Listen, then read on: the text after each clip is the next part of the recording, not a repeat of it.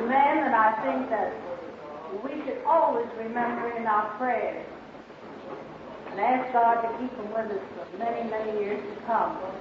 It is with great humility that I introduce Bill Wilson.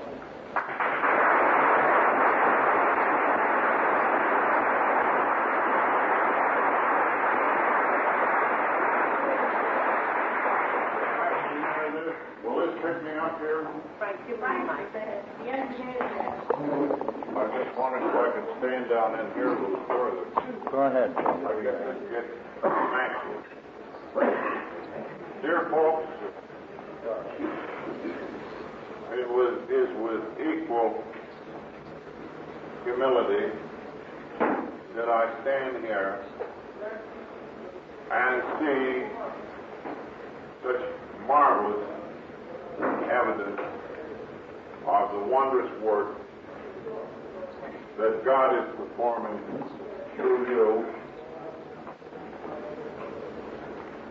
I always like to preface any Al-Anon talk with the emphatic statement, this is the best thing that has happened since AA began. I think that we alkies are altogether wrong to imagine that AA is something for just sobriety. Well, we have seen a great many people, and most of us drunks have spells, and I'm one, in which our sole virtue is just sobriety.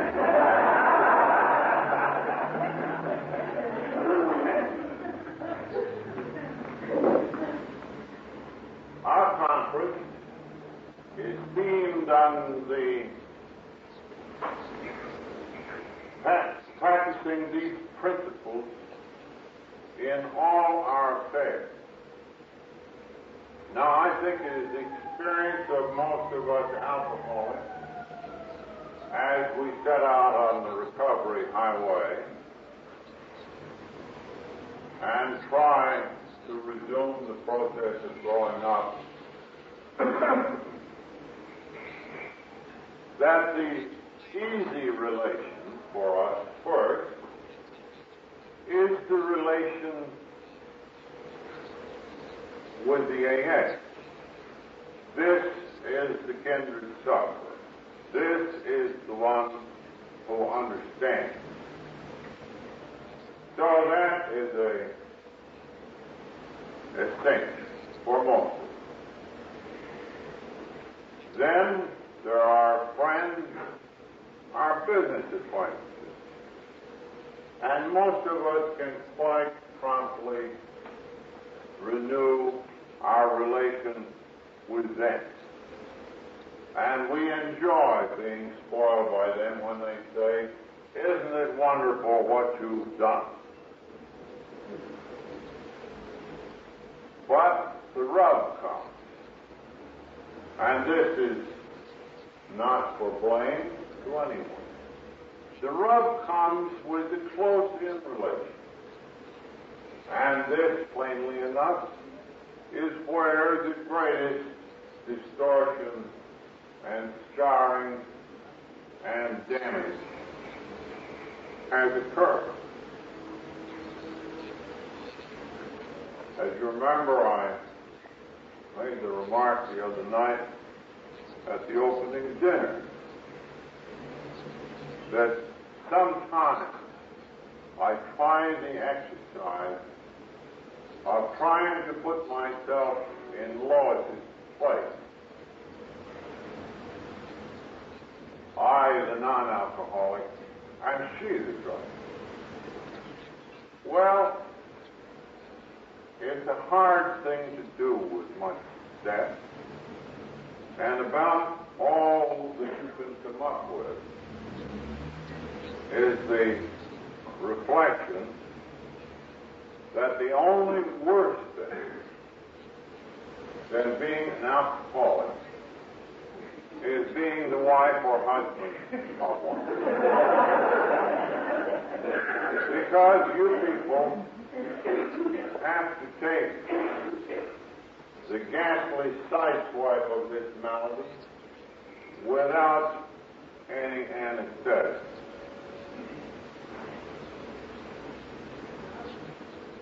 So there, oddly enough, sadly enough, in this relation which each of us wishes to have of the best, here is the most difficult area of repair. I realize I'm not saying one word that is new to any of you.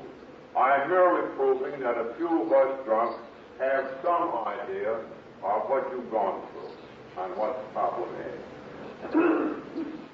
Now then, the drunk's idea of repair is to rush home and say, look, Ma, what I got. It's a wonderful. Got a load to say, hey, you come down to the meeting and we'll let you sit in on the open meetings. You can make the coffee. Well, you can warm our hands at this wonderful farce. But, of course, you don't exactly belong in the club. We'll put you out on the outer fringes, and you can run in and get warm temporarily.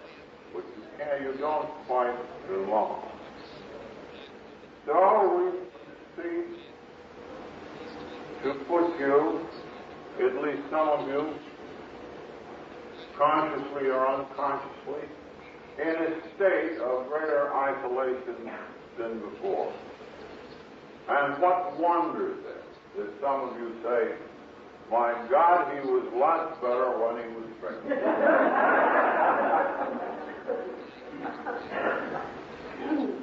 Now then, since this is the closest and the most important relation, since this is the relation that bears upon the rest of the family and all these growing kids,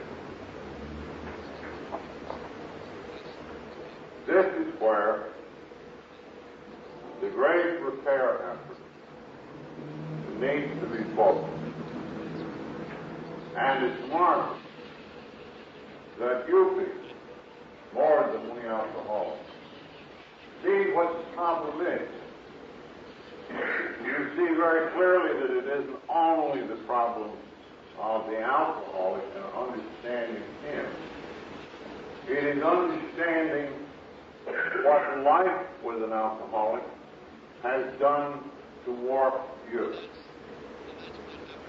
And I congratulate you on the breadth and depth of this understanding that has been so well achieved in so many thousands and thousands of families. You see, if you were a drunk and you were repeatedly stigmatized, disgraced, jailed, ruined, sick, although it takes years of counting, you can come up with the conclusion that there's a little something matter with you. But if you're on the receiving end of this thing, and you have done your damnedest best,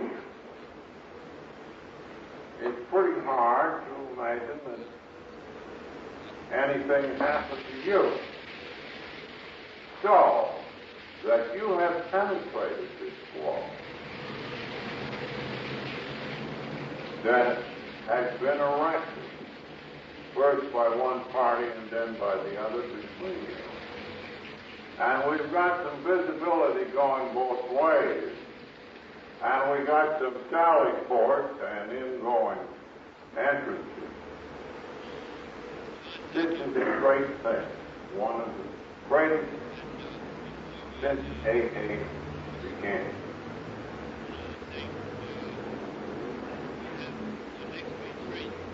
I think, too, it is appropriate for me to bring from all AAs, whether they understand this great thing here or not, the congratulations of our whole society.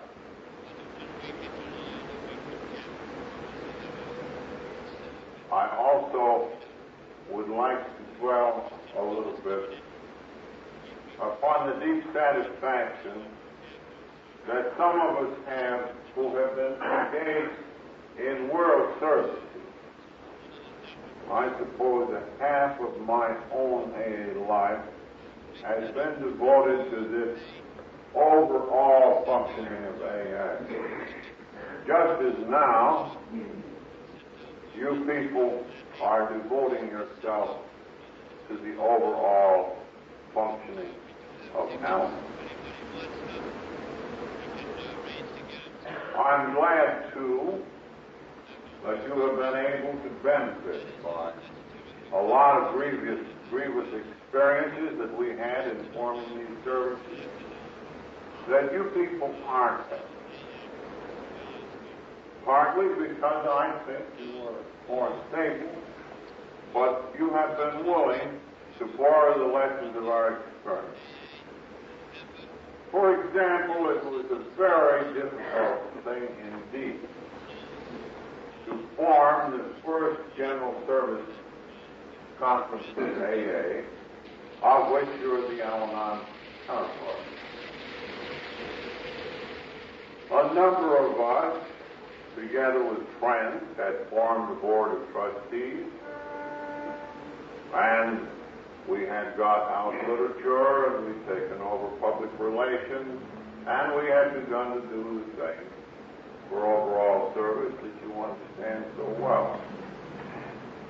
Now, those of us who have become accustomed to this sort of authority had become guardians, privately we thought, rather indispensable guardians of AA. And the idea of bringing in a conference of drunks who hadn't yet proved they could even operate a clubhouse was something for great concern and abhorrence. Now, you folks never seriously went through that stage in or out of the headquarters. I noticed that the folks in the headquarters and Lois were so damn glad for you people to get here that they never seemed to talk about it. It's just great because you understand the need for the linkage, the need for the continuity. You can't rest the future on people now in existence who are going to move off the scene. Who are going to be those exceptions? What is the linkage they're going to have with your society? You, in effect, in coming here to do what, in considerable part, is a grubby lot of work, are really underwriting a prodigious insurance policy on the future of your society.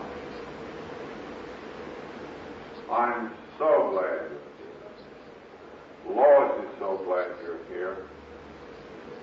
And I hope that there will be increasing numbers in your society and our fellowship who will be equally glad.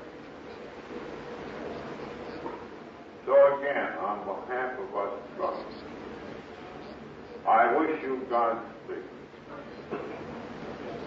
And may God keep you and Al-Anon forever.